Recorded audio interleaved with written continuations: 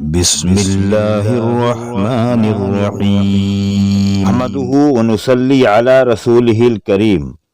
حضرات خواتین، آج کی اس ویڈیو میں عورتوں سے متعلق کچھ ضروری مسائل آپ کو بتانے جا رہا ہوں۔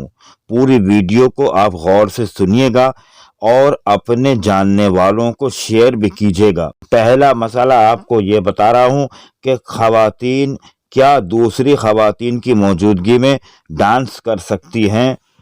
اس کا جواب ہے کہ رقص کی جو کیفیت اس وقت مروج ہے، رائج ہے، جس میں تھرکنے اور لچکنے کی کیفیت پائی جاتی ہے، اور یہ مخنث لوگوں کے طریقے سے مماثلت رکھتا ہے، یعنی ہیجڑوں کے طریقوں سے ملتا جلتا ہے۔ اس سے حیا اور مروت بھی ختم ہو جاتی ہے۔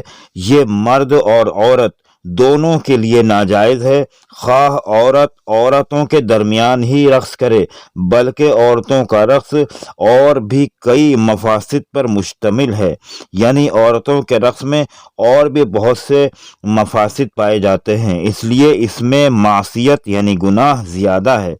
نیز اگر اس رقص کے ساتھ میوزک کے آلات اور گانے باجے بھی ہوں تو اس کے گناہ میں مزید اضافہ ہو جاتا ہے، اس لیے کہ شریعت میں موسیقی حرام ہے۔ دوسرا مسئلہ یہ بتا رہے ہیں کہ کیا ریڈی میڈ دکانوں پر خواتین کے پاجامے بیچے جا سکتے ہیں؟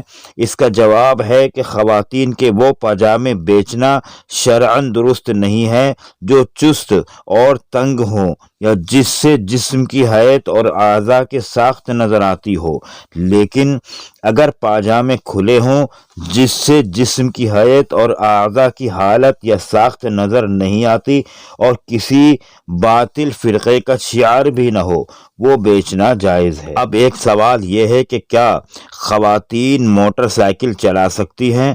اس کا جواب یہ ہے کہ عورت کے لیے اصل حکم گھر میں رہنا ہے۔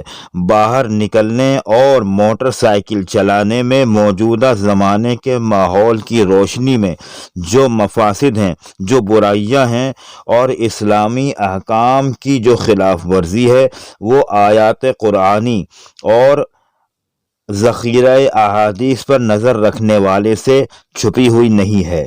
عورتوں کے متعلق قرآن کریم میں ارشاد ہے وَقَرْنَ فِي بُيُوتِكُنَّ وَلَا تَبَرَّجْنَ تَبَرَّجَ الْجَاهِلِيَّةِ الْأُولَى، اور یہ بات کسی عاقل شخص پر مخفی نہیں کہ جاہلیت اولیٰ اور مغربیت حاضرہ میں کوئی فرق نہیں رہا، بلکہ اس زمانے میں جو عریانیت اور فحاشی کا سیلاب ہے وہ زمانہ جاہلیت سے کہیں بڑھ کر ہے۔ یہی وجہ ہے کہ فقہائے کرام نے بلا ضرورت شدیدہ عورت کو باہر جانے سے منع کیا ہے۔ موٹر سائیکل کی ڈرائیونگ کرنے میں جہاں بے پردگی اور شیطان کا آلہ کار بننے کا خطرہ ہے، وہیں اس کے ساتھ ساتھ مردوں کی مشابہت کا عنصر بھی پایا جاتا ہے، جبکہ اللہ کے رسول صلی اللہ علیہ وسلم نے اس عورت پر لعنت کی ہے جو مردوں کی مشابہت اختیار کرے۔ کہ لعنت کے الفاظ آپ صلی اللہ علیہ وسلم نے اس عورت کو دیکھ کر ارشاد فرمائے جو کمان لٹکائے آپ صلی اللہ علیہ وسلم کے پاس سے گزری۔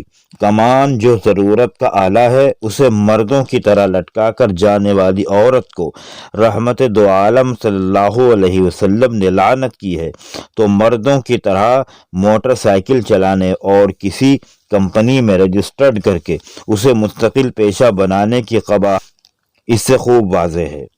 ایک سوال ہے کہ خواتین کی تبلیغ اور جوان بچیوں کا مدرسے میں قیام کرنا کیا بدعت نہیں ہے؟ اگر بدعت نہیں ہے تو اس کی دلیل کیا ہے؟ اس کا جواب یہ ہے کہ خواتین کا عورتوں کا مروجہ تبلیغ میں جانا صحابہ کرام کی زندگی سے ثابت نہیں۔ اس کے علاوہ لڑکیوں کا مدرسوں میں مقیم رہنا، ہاسٹل میں رہنا بھی مفاسد پر مشتمل ہونے کی وجہ سے درست نہیں ہے۔ اگر کسی عورت کا شوہر وفات پا جائے پھر وہ عورت دوسری شادی کر لے تو قیامت کے دن وہ کون سے شوہر کے ساتھ ہوگی؟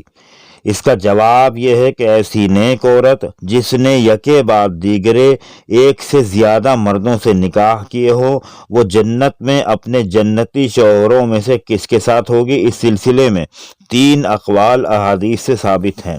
نمبر 1، دنیا میں سب سے آخر میں جس کی بیوی رہی ہوگی جنت میں بھی اسی کے ساتھ ہوگی۔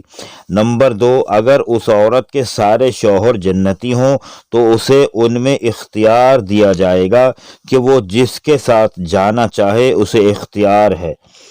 نمبر 3، دنیا میں اس عورت کے ساتھ جس شوہر نے اچھے اخلاق کا برتاؤ کیا ہوگا تو وہ عورت اس اچھے اخلاق والے شوہر کے ساتھ ہوگی۔